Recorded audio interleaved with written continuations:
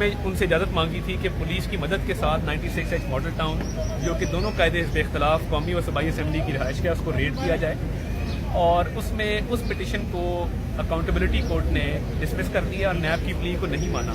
تو قانونی طور پہ ہائی کورٹ کے آرڈرز کی موجودگی میں اور ان آرڈرز کی موجودگی میں 96H ماڈل ٹاؤن ریڈ نہیں ہو سکتا،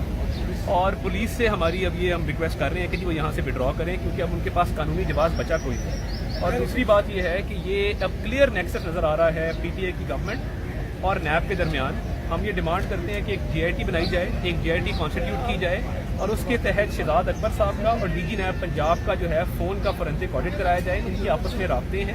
اور شہباز گل صاحب جو پنجاب حکومت کے ترجمان ہیں وہ نیب کے بہاف پہ بیان دے رہے ہیں، تو یہ کلیئر کر دیا جائے کہ جی حکومت کہاں ختم ہوتی ہے اور نیب کہاں شروع ہوتی ہے، کیونکہ ان کا آپس میں نیکسس اب دن بدن کلیئر ہوتا جا رہا ہے، اور یہ اب ایک قانونی نہیں، یہ ایک سیاسی معاملہ ہے جو PTI گورنمنٹ نے اپنی ضد بنا دی ہے۔ بہت شکریہ۔